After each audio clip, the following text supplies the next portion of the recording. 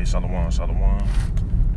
First and foremost, as always, before I begin with this lesson, I want to start it off by giving all the glory and infinite praises to Yahweh, Bahashim, Yahweh Shai, Bahashim Rakah HaKadosh. Double honors to the elders and the apostles of Great Millstone. Peace and blessings be to all the Arkin now pushing this word and truth and sincerity. Shalom, Yahweh Shema Shai Brakathon.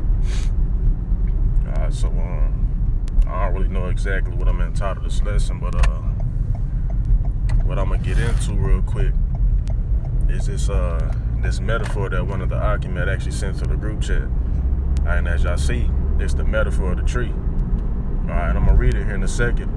But what this reminded me of, so when I was reading it, was Matthew the 7th chapter when it gets into,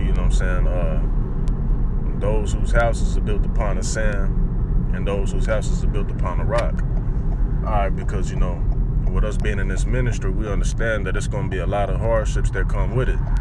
You know what I mean? A lot of people don't really understand that when you truly serve the Lord, man, you're gonna be tested. You know what I mean? And as the scripture says, them winds is gonna be shaking your ass up. Which is, getting into, these different afflictions and trials and tribulations that, brothers may be going through. Like it's one brother out there in the Prophets in Babylon, Tampa Bay camp. Bro has cancer, like blood cancer or some shit. You know what I mean? I remember when Jake used to be, looking brolic. Big ass Levite. And now, Jake is, he's sick, man. And it's many other things that, brothers in this truth go through. Some is, greater than others, and some is lesser. Either way it go, we all being tried, man. But those winds, the winds is basically gonna try you to see if your foundation is, see if you rooted, in other words, man. And there's a lot of people, who thought they were rooted and really wasn't. Like whenever shit started, Esau started to set up false flags and shit. Jake that was falling out the truth because of that. That's that example, of those whose houses was built upon that sand. And when them waves and that wind started beating upon that house, that shit couldn't stand up. Alright? But I'm gonna go ahead and read this real quick. It says the metaphor of the tree. It says, why then do you wonder? Let me park real quick.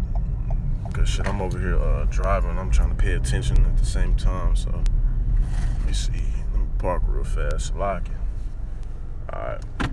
But it says, why then do you wonder that good men are shaken in order that they may grow strong? And this is saying in the world, tough times create strong people. Something to that effect. And it's true. If you look at, a Jake that's actually been through a lot of shit growing up in his life, and then when he gets older, he has a different mindset than, than those who were, basically, who had a silver spoon in their mouth type shit from birth. Alright? We got a totally different, mature and a kingly like mindset than, people who grew up just soft and shit, man. It says no tree becomes rooted and sturdy unless many a wind assails it. For by its very tossing it tightens its grip and plants its root more securely. The fragile trees are those that have grown in a sunny valley. And as Jake say, shit, this wasn't no peaches and cream ass childhood, and for many brothers that wasn't the case. Some brothers had it easier than others. But for the most part, a lot of Jake, been going through it. You know what I'm saying? And it says, it is therefore to the advantage even of good men, to the end that they may be unafraid, to live constantly amidst alarms, and to bear with patience the happenings which are ills to him only who ill supports them. Alright? And there's a tawab or analogy, that the elder Mawatazak, used a little while back concerning the palm tree. Look at a palm tree whenever them hurricanes is blowing on it and shit. That motherfucker be all the way tilted to the ground. And once that storm, man, it goes right back up. That's how, Akim got to be in this truth. Speaking to myself first and foremost, these little afflictions that we go through on the side, man, this shit ain't nothing. And really, if you think about it, you know what I'm saying, there's a bigger picture to it because, you know, we getting groomed, you know what I'm saying, for the game type shit. This is pre-game right now. You know what I'm saying? The Lord is, you know what I'm saying, starting to, you know what I'm saying, put us through certain things so that when that time come, we don't fold like these other people do out here, man. You know what I'm saying? Because these Babylonians that think that everything is cool, they have no clue what the fuck is coming to them, man. But we do, all right? This is why the Lord is trying us like that. And also because we got to go through this shit in order to get the kingdom. You know what I'm saying? As the scripture says, the 7th chapter, how should a man get this city if he does not go through the troubles, roughly paraphrasing. So in order for us to inherit, you know what I'm saying, the kingdom of heaven, shit, we got to go through, you know what I'm saying, the shit on this side. That's just simply how I go. All right, I want to grab this real quick in the book of Genesis, the 9th chapter, because a part of being made in Yahweh Shema Shai's image is going through these afflictions, and we know that the Lord spoke about it in the book of Genesis, how He made man in His image, which is primarily, you know what I'm saying, dealing with the law, statutes, and commandments. You know what I'm saying? Because if you keep those to the T, you're perfect. Just like how Yahweh Shai was. All right. But I just want to get this real quick. Genesis 9:6. Whoso sheddeth man's blood, by man shall his blood be shed. Here's a point: for in the image of Yahweh made he man. All right. And you know what I'm saying, I was thinking about, you know, the reason I grabbed this is because I was thinking about, you know, a smith who's, you know what I'm saying, purified in gold and silver in the furnace. All right. And this video a little while back, you know what I'm saying, that this woman had posted, you know what I'm saying, basically concerning that. You know what I'm saying? And what a smith does, a gold or a silversmith does, is, you know, they put it in that fire. You know what I'm saying? I'm talking about the hottest point to where that fire is. They burn all those different impurities off it. You know what I'm saying? And they know that, you know what I'm saying, the silver or the gold is done when they see their image in the in that precious metal. And that's basically what Yahweh Shema Shai is doing with brothers, you know what I'm saying, when it comes to these afflictions, trials, and tribulations. All right? The Lord is purging all those different, you know, impurities off of us until He sees our image in Him, or until He sees His image in us, Salakia. All right? And we know that that's ultimately going to be, you know what I'm saying, when, you know, those missiles are shot over here. All right? Then that's when, you know what I'm saying, Yahweh Shema Shai is going to see, you know what I'm saying, that we're going to be made perfect, man. You know what I'm saying? As the scripture says in the book of Psalms, the elect shall be found blameless, man. All right. So with that being said, I'm gonna grab this real quick because it ties into the scripture right here. Malachi 3:3. And it says, matter of fact, I'm gonna start at 2. It says, but who may abide the day of His coming, and who shall stand when He appeareth? For He is like a refiner's fire, and like fuller's soap. And He shall sit as a refiner and purifier silver. You know what I mean? I was just, you know what I'm saying, breaking down what a refiner is. Somebody who basically purifies gold and silver. You know what I'm saying? And we know that the elect are likened to, you know what I'm saying, gold and silver. So the Lord is going to, sit there as a refiner, and He's going to purify us, man. All right? It says, and He shall purify the sons of Levi and purge them as gold and silver, right? And the sons of Levi, you know what I'm saying, primarily talking about the tribe of Levi. But really the whole, you know what I'm saying, 12 tribes, because as the Lord said, we should all be made kings and priests. Right? So you can apply this to all the tribes, man.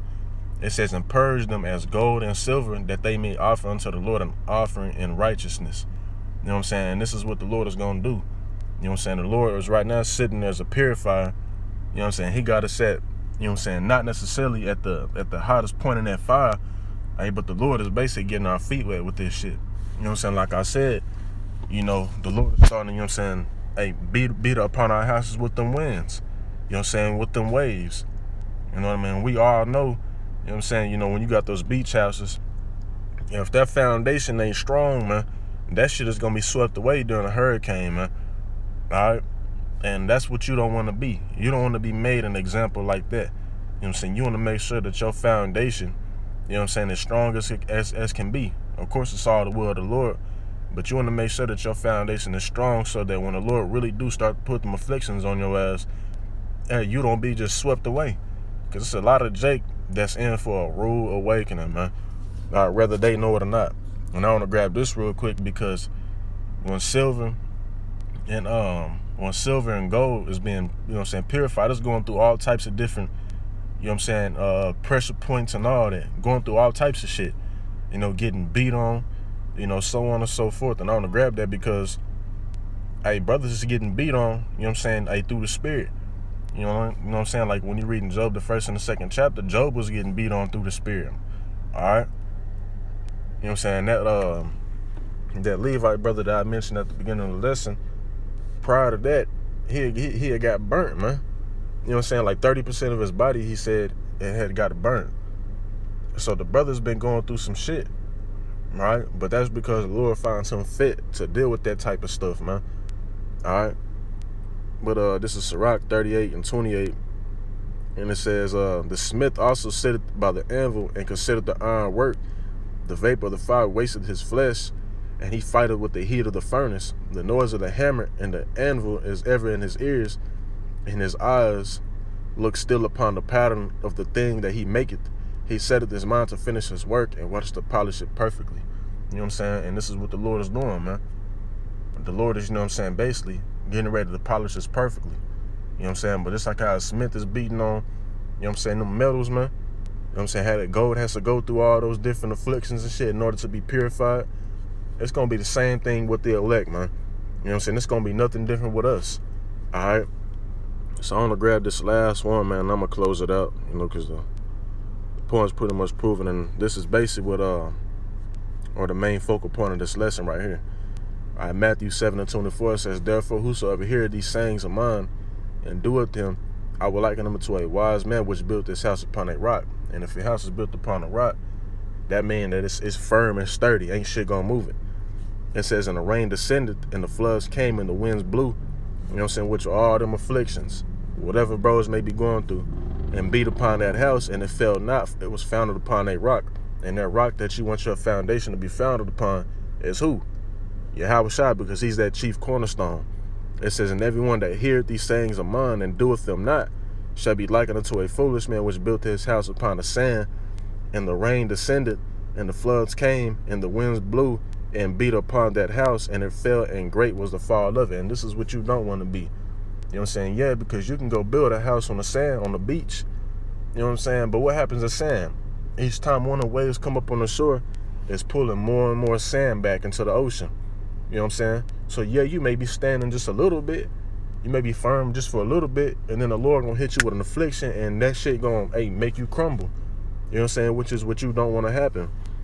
So again, you know, going back to this parable or this metaphor, Slakia, this is how you want to be. You know what I'm saying? You want to be like a tree, like especially like a palm tree that's rooted in this thing, man. All right. So, you know, with that being said, Adam Ratazai, you know, the point was proven, and that the lesson was edifying. All right. But with that being said, call out Yahweh Shema Shai, Shema Kakadash, Shalom, and Abba Baba.